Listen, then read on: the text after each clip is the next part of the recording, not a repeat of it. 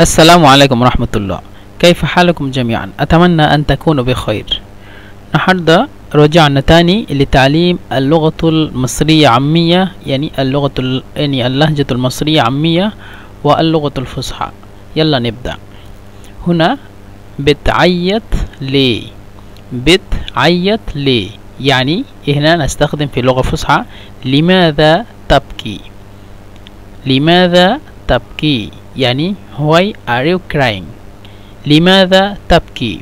يعني هنا نستخدم في اللغة يعني عامية مصرية بتعيط ليه. مثلا أنت تشوف أي حد لو هو يعني يبكي، أنت تستطيع أن تسأل أنت بتعيط ليه؟ باللغة العامية أنت بتعيط ليه؟ أو لماذا أنت تبكي؟ لماذا أنت تبكي؟ أو أنت بتعيط ليه؟ هكذا why are you crying. بعدين خلصت. هل انتهيت؟ هل انتهيت يعني كل الكلمات هنا موجود دي اسمها دي يعني بتا السؤال، ان ده تبع السؤال دي، هذا العلامة، هذه العلامة للسؤال. وبرضه هنا نستخدم، مش نستخدم كده، نستخدم خلصت. خلصت يعني يعني خلصت يعني آخر التاء شوية يعني اسمه دي يتحرك شديد، يعني يقف سرعة. خلصت هكذا. هل انتهيت؟ هكذا هنا نستخدم في اللغة العربية يعني اسمه دي للسؤال. have you finished؟ مثلا برضو إنجليزية have you finished يعني finished من هنا hist، هكذا الأشياء شوية يقف سرعة. خلصت يعني هل انتهيت؟ هكذا. لازم تنام. لازم تنام دي لغة مصرية، يعني ينبغي أن تنام، دي فصحى. ينبغي أن تنام يعني you should sleep. ينبغي أن تنام اللغة المصرية لازم تنام. لازم تنام. مثلا لو أنت تتكلم ينبغي أن تنام مبكرا يعني سريعا. ينبغي أن تنام مبكرا تستخدم لازم تنام بدري. لازم تنام بدري. لازم يعني ينبغي، تنام يعني تنام. مبكرا هنا فصحى، مبكرا يعني سريعا، وهنا مبكرا يعني بدري. بدري يعني سرعة. لازم تنام بدري يعني you should sleep يعني quickly. انت تقدر تيجي دلوقتي. انت تقدر تيجي دلوقتي دي يعني can you come يعني في اللغة الفصحى. هل تستطيع القدوم الآن؟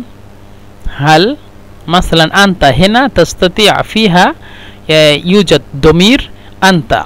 هل تستطيع أو هل أنت تستطيع القدوم الآن؟ هل أنت تستطيع القدوم الآن يعني أنت تستطيع أن تجي دلوقتي، يعني أنت تستطيع أن يعني تجي إلي الآن، هكذا يعني can you come. طيب هنا في اللغة المصرية أنت تقدر تجي دلوقتي. تقدر هنا نتكلمت كثير مرة. قف في مصريين نستخدمون قف يعني همزة، أو قف يعني غين. طيب هنا لو نستخدم غين يعني نتكلم أنت تقدر، أنت تقدر تيجي دلوقتي، هكذا. لو احنا نستخدم قف يعني همزة نتكلم انت تقدر تيجي دلوقتي. انت تقدر تيجي دلوقتي، هكذا. وبرضه هنا جيم.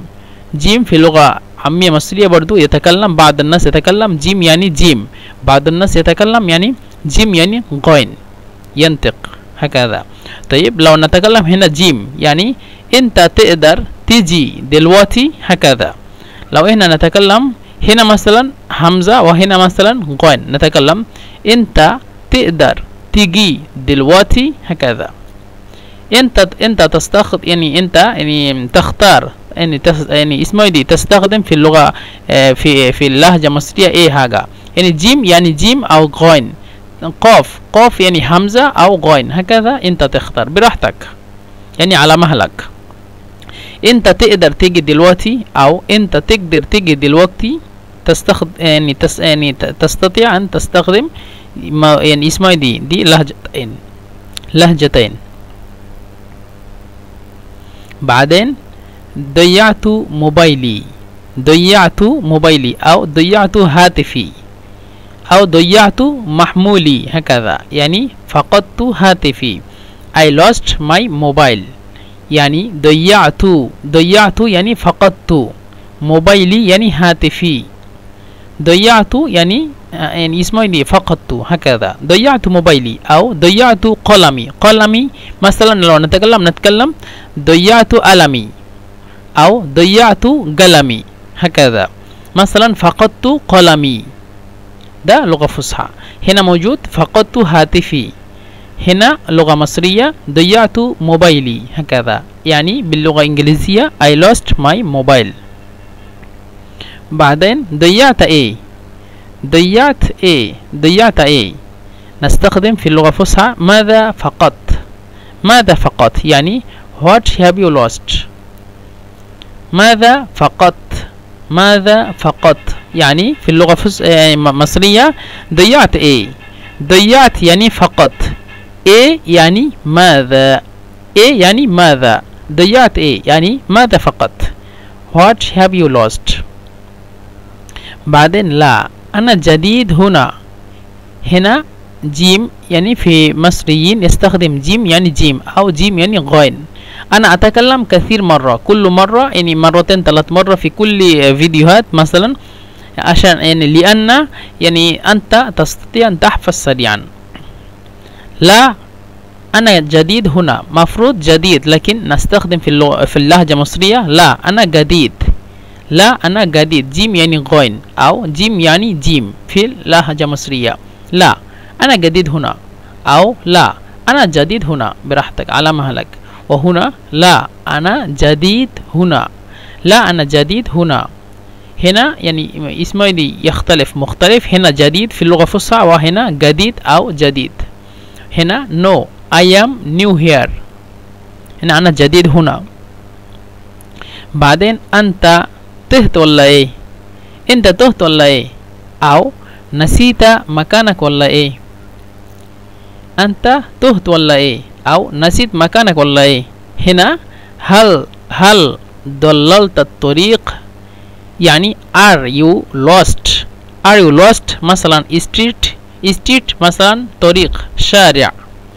هل ضللت الطريق، هل ضللت الطريق أو هل نسيت الطريق. نسيت يعني أنت تريد أن تروح إلى بيت صاحبك، يعني صاحبك تريد أن تروح إلى بيت مثلا صاحبك أو تريد أن تروح إلى معهد، لكن أنت ضيعت الطريق يعني أنت يعني فقدت الطريق. هكذا هنا نستخدم في اللغة المصرية أنت تهت ولا إيه، أنت تهت ولا إيه أو نسيت مكانك ولا إيه، نسيت مكانك ولا إيه. نحن تكلمنا ولا إيه دي بس يعني للسؤال فقط.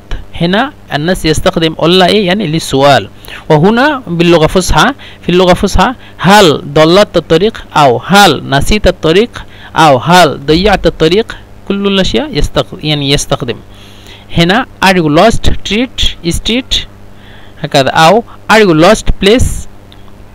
هنا في اللغة في اللغة العامية أنت تهت ولا إيه أو نسيت مكانك ولا إيه، نسيت مكانك ولا إيه. هنا هل ضللت الطريق ولا إيه أو هل ضللت الطريق أو ماذا.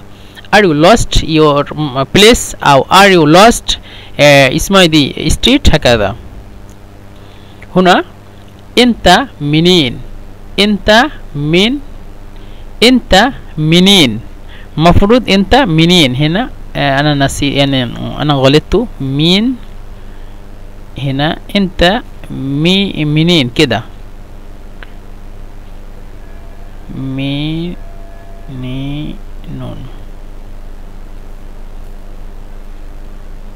هكذا.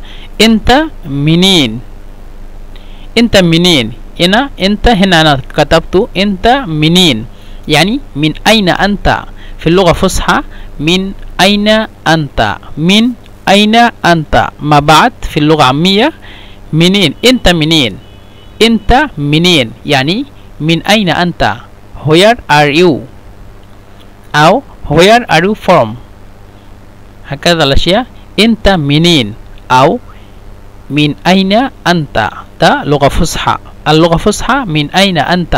مثلا لو يعني أحد يسألك أنت منين، أنت تتكلم أنا من باكستان، أو أنا من فلبين، أو أنا من اسمه دي أمريكا. هكذا الأشياء. يعني أنت منين، أنت منين يعني where are you from، يعني من أين أنت في اللغة فصحى. طيب يا إخواني، نحن انتهينا الفيديو اليوم. إن شاء الله سنلتقي في فيديو تاني الجديد إن شاء الله. السلام عليكم ورحمة الله وبركاته.